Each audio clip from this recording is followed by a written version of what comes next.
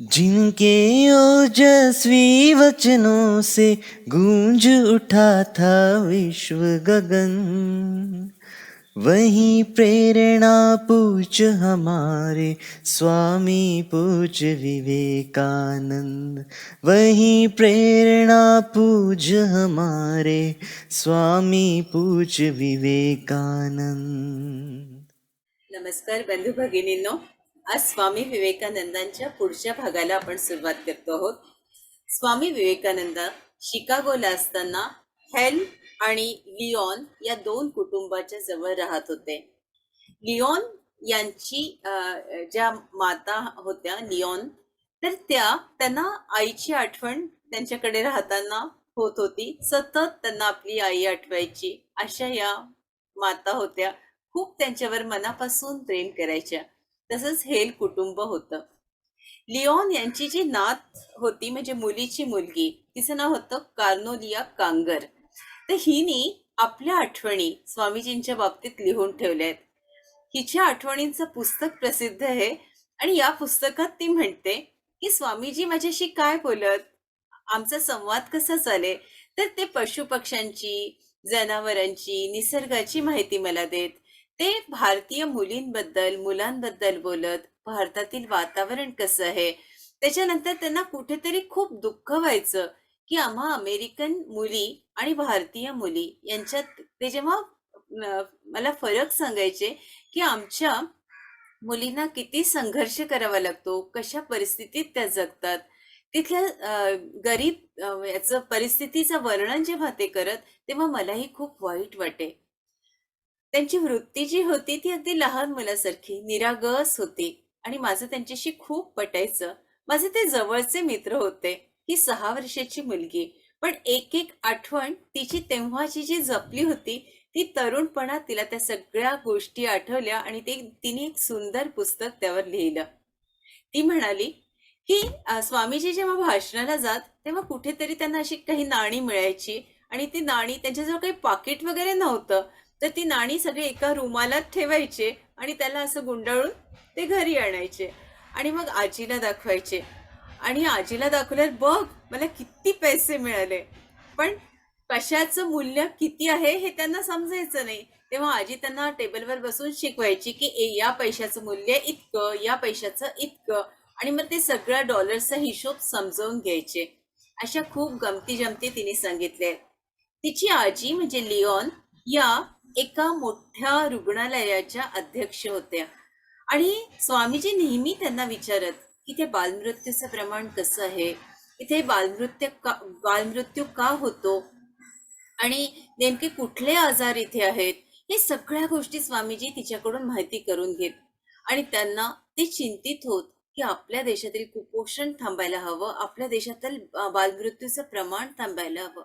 आपल्या देशातील स्त्रियांना ज्या कुपोषित आहेत त्यांना कुठले घटक त्यांच्या जेवणात गेले की त्यांना आराम मिळेल, त्यांना सगळी त्यांची व्यवस्थित वाढ आणि विकास होईल त्यांच्या बाळाचा. या सगळ्या गोष्टीवर ते चिंतन करत आणि या सगळ्या परिस्थिती आपल्याला बदलवायची ही एकच त्यांची इच्छा असे. अशा अनेक गोष्टी तिने आपल्या पुस्तकात टिपून ठेवल्या आणि त्याच्यामुळे त्या आपल्यापर्यंत पोहोचल्या. स्वामीजींना नंतर वाटलं की एक असं होतं, स्वामीजींना जे जाणवलं, स्वामीजींना जे वाटलं ते आपल्या समोर ठेवते की स्वामीजी मोफतच भाषण देत होते ना, अगदीच थोडेसे जुजवी पैसे त्यांच्या हातात यायचे. त्याच्यात तर म्हणजे रोजचा भाजी भाकरी मिळवणं सुद्धा कठीण. मग त्यांचं जे एक स्वप्न होतं की आपल्या गुरूंसाठी एक आश्रम उभारला जावा आणि गुरूंची समाधी तिथे आपण बांधूया, हे एक त्यांचं स्वप्न होतं. कारण त्यांच्या गुरूंचे जे हे होती, म्हणजे रक्षा होती, ती अशी बेवारसच ठेवण्यात आली होती कुठेतरी. आणि त्यांना खूप वाटत होतं की ही व्यवस्थितपणे जतन करावी आणि त्यांचं मंदिर बांधण्यात यावं.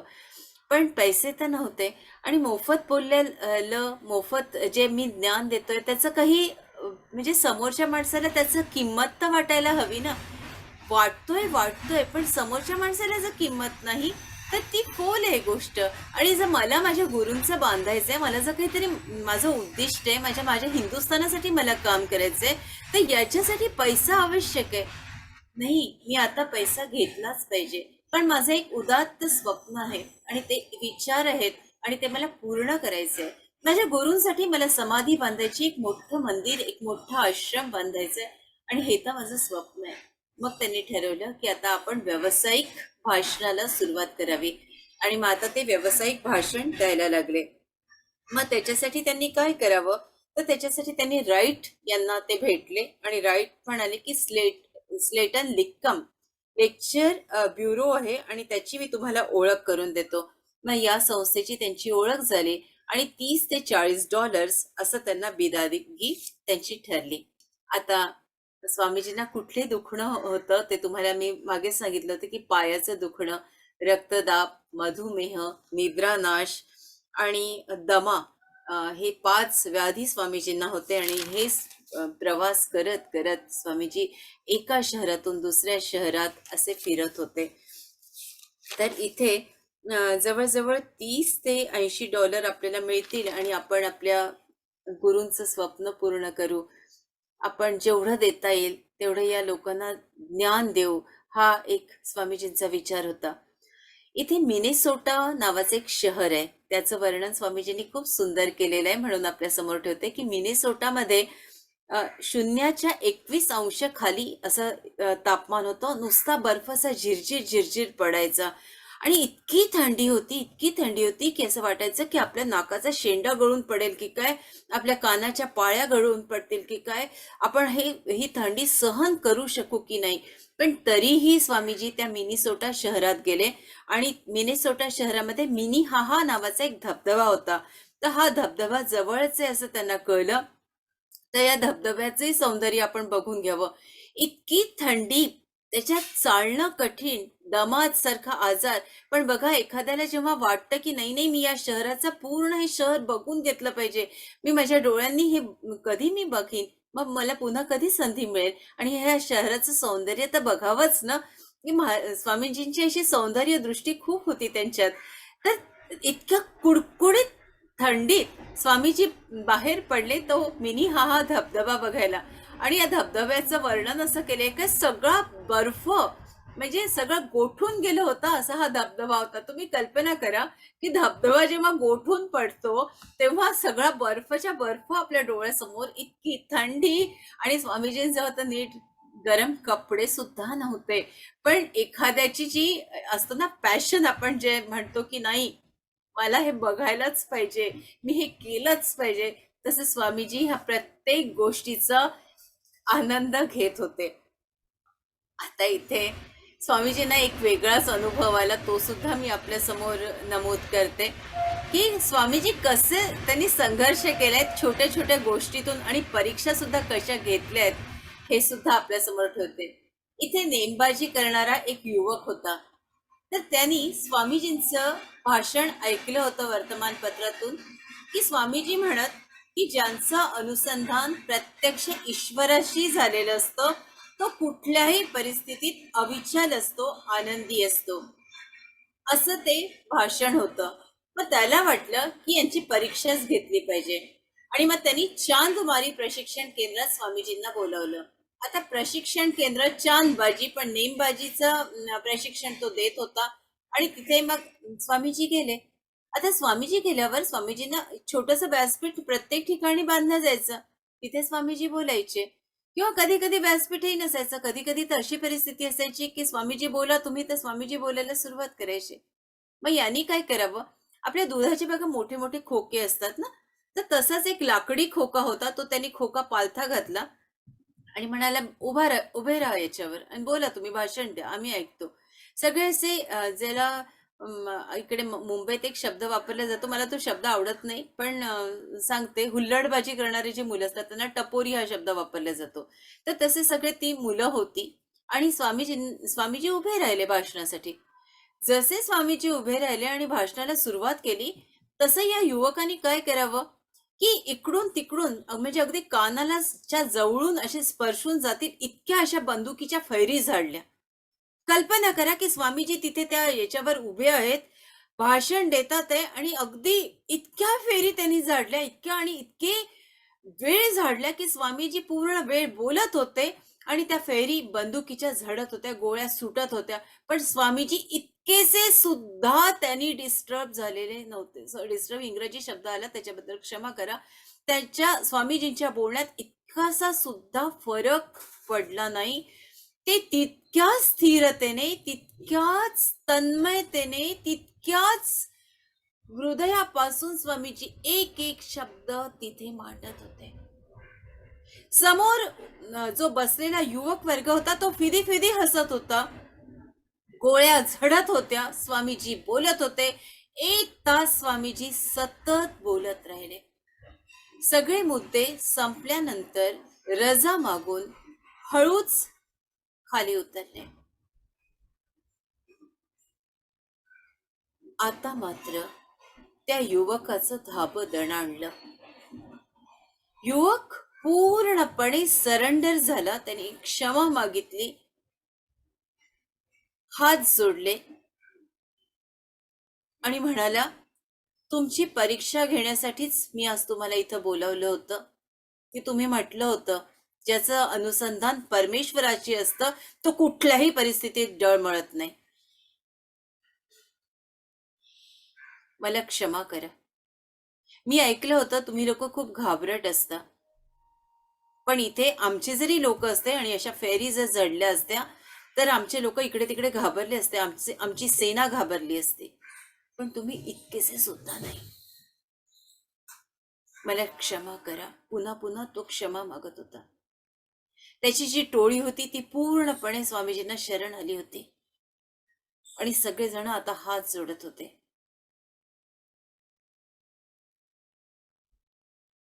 कल्पना करा मास्टर्स, अशी परिस्थिती आपल्याही आयुष्यात येते.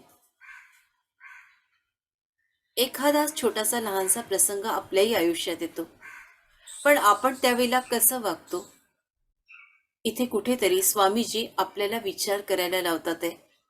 तुमच्या आयुष्यात येणारे जसं सुख येतं तसं दुःख येतं, यश येतं तसं अपयश येतं, भरती येते तशी ओहोटी येते. हे तर जीवन चक्र आहे. मग त्यावेळेला आपण काय करतो? आपण हताश होतो, हादरून जातो, रडायला लागतो, देवा देवा धावा करतो, नको तेवढे नवस बोलतो आणि त्या क्षणी आपण पूर्ण कोसळलेलो असतो. इथे स्वामीजी आपल्याला कुठेतरी संदेश देतात आहे की ज्याचं अनुसंधान भगवंताशी असतं तो कधीच असा असा तुटून पडत नाही. तो त्या परिस्थितीत सुद्धा स्थिर असतो, निश्चल असतो.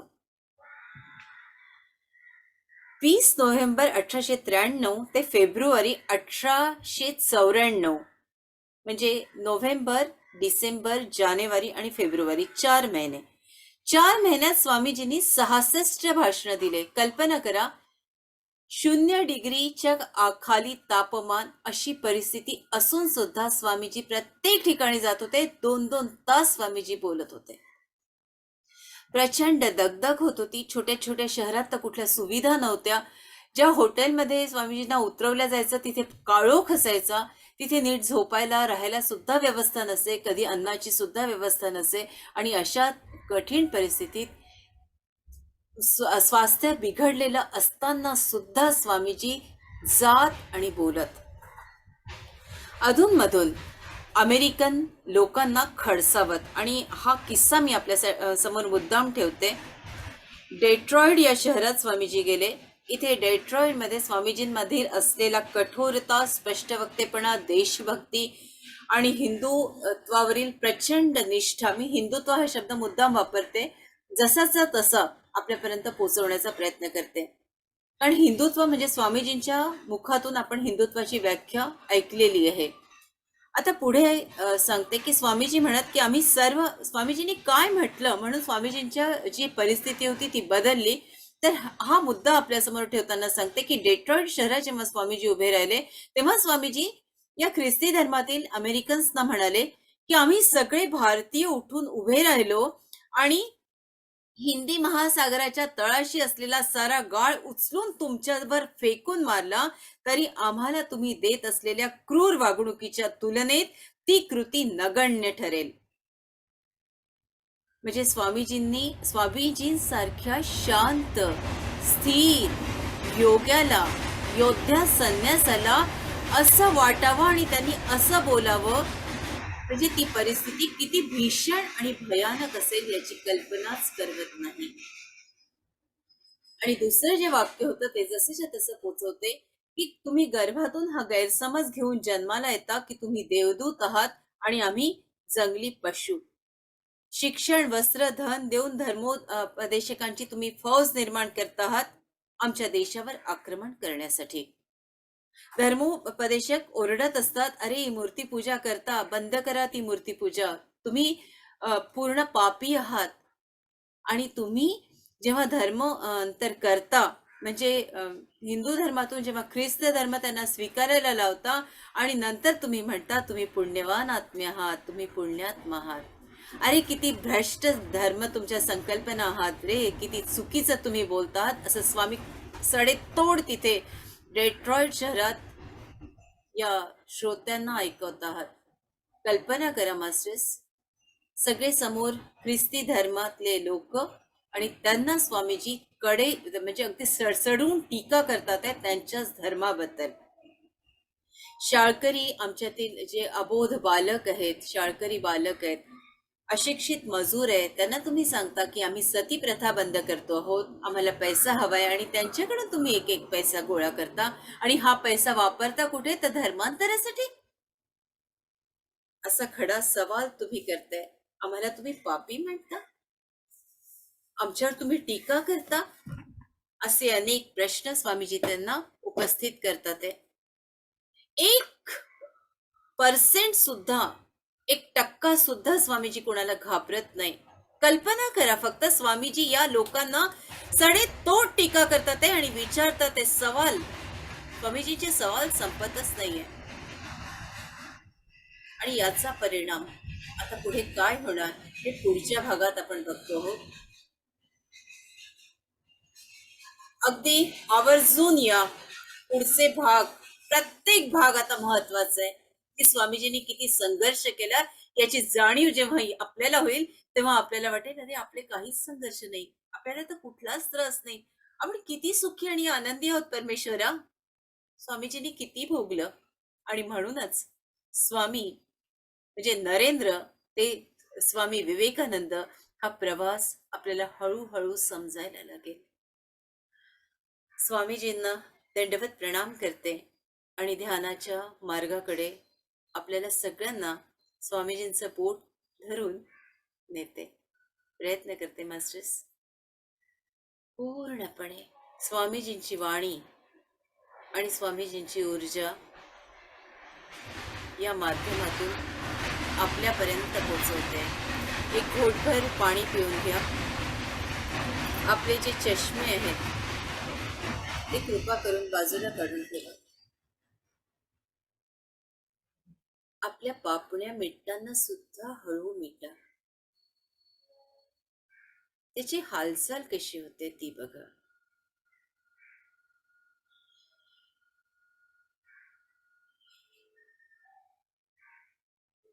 आणि पापण्या मिटताना संपूर्ण शरीर रूपी देवाला धन्यवाद द्या.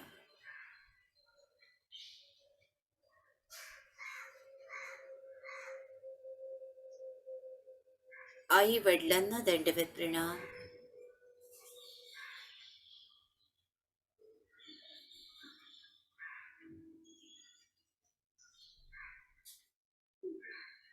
आपल्या गुरूंना दंडवत प्रणाम.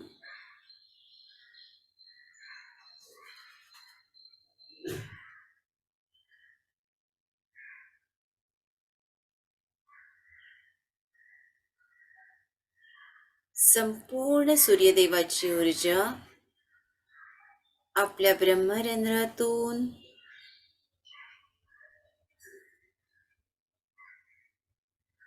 पावलापर्यंत पोचलेली आहे.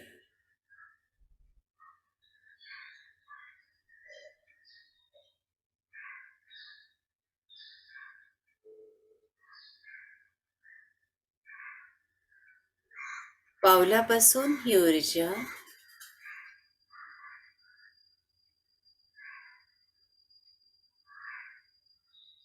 वर वर येते.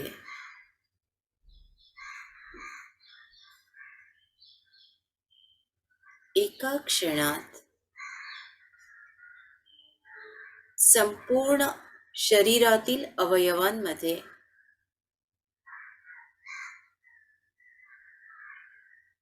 प्रत्येक पेशीमध्ये 1,72,000 नाड्यांमध्ये, परतेमध्ये स्नायू, बोन्स, आपली पाठ पूर्ण चार्ज झाली आहे, डोक्यापर्यंत, सहस्रारपर्यंत.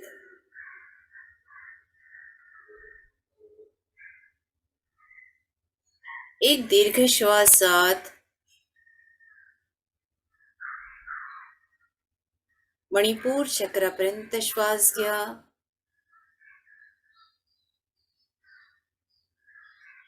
मी ब्रह्मांडाच्या संपूर्ण ऊर्जेशी एकरूप झाली आहे असा संकल्प करा मास्टर्स.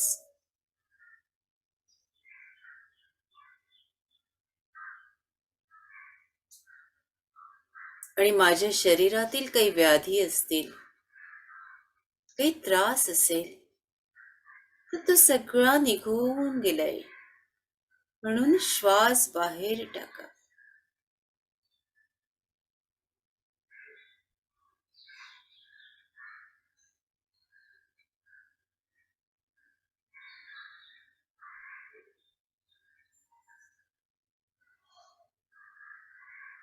पुन्हा श्वासात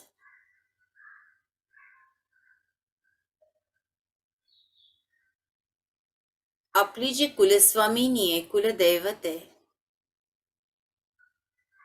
त्याच्याशी एकरूप होऊन जा. श्वास मणिपूर चक्रापर्यंत. मग रेणुका माता आहे, तुळजा भवानी आहे, श्रीराम आहे, श्रीकृष्ण आहे की खंडोबा आहे ते बघा. श्वास मणिपूर चक्रापर्यंत पूर्ण एकरूपता.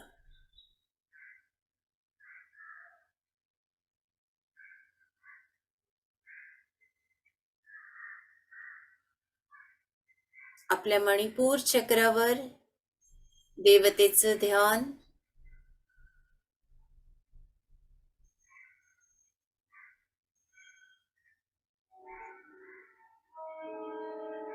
आणि माझ्या मनातील जी अस्वस्थता आहे ती बाहेर गेली आहे, म्हणून श्वास बाहेर.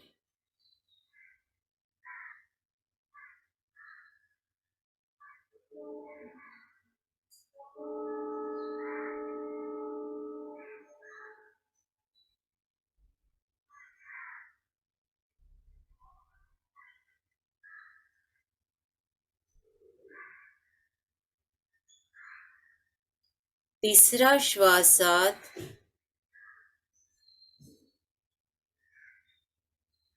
पुन्हा मणिपूर चक्रापर्यंत.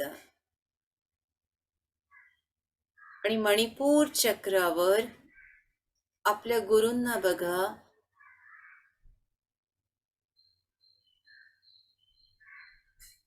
कोणाला 1 गुरु, कोणाला 2 गुरु, कोणाला 4 गुरु सुद्धा दिसू शकतात.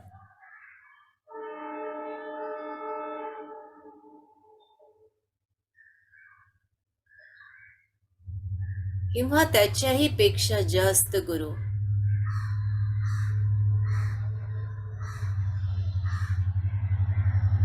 आणि या संपूर्ण गुरुतत्वाशी एकरूप झालेली आहे.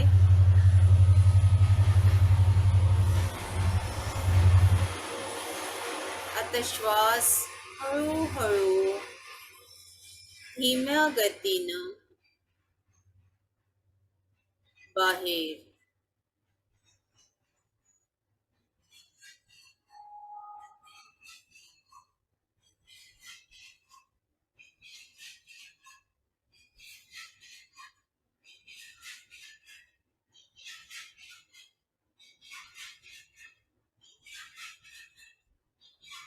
या क्षणी तुमचे शरीर संपूर्ण शांत झालंय.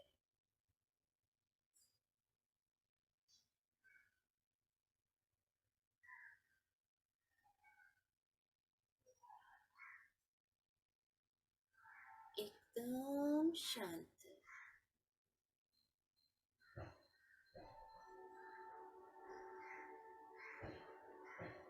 मास्टर्स, पूर्ण शून्यतेकडे आपण जातो आहोत.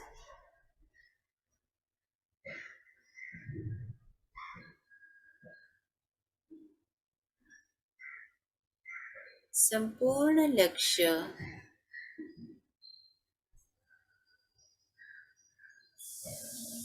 आपल्या श्वासावर.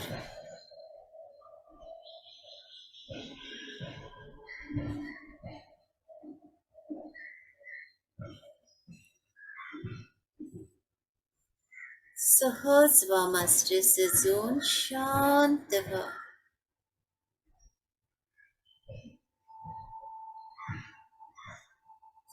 असहज, अशांत.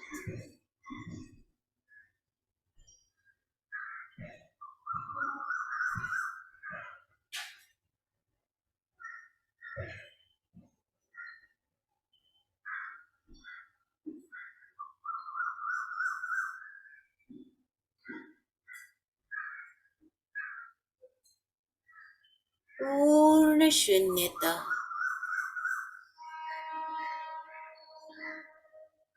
आजूबाजूला येणारे आवाज फक्त ऐका मास्टर्स. संपूर्ण शून्यता.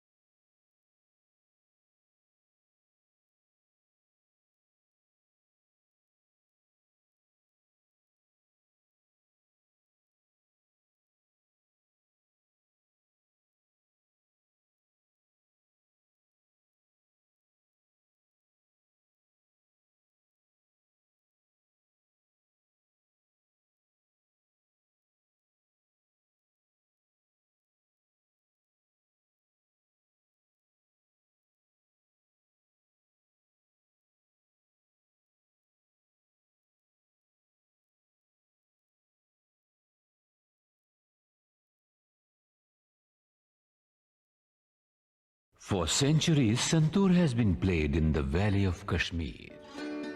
In a typical style of music known as Sufyana Musiqi, it has been played as an accompanying instrument with the vocalist and sometimes as solo also.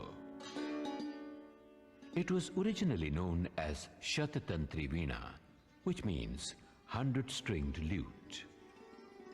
The name Santoor was given by the Persians.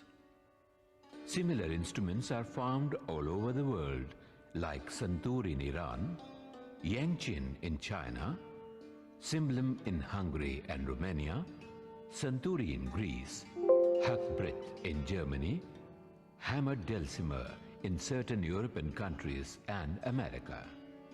Santoor is played with a pair of curved sticks made out of walnut wood. It produces a variety of lively tonal effects, reminiscent of the piano or the harp. With the innovations carried out on it by Pandit Shiv Sharma, now savor the fragrance of blooming Rajnikandha, keeping pace with the slow unfolding of night melodies.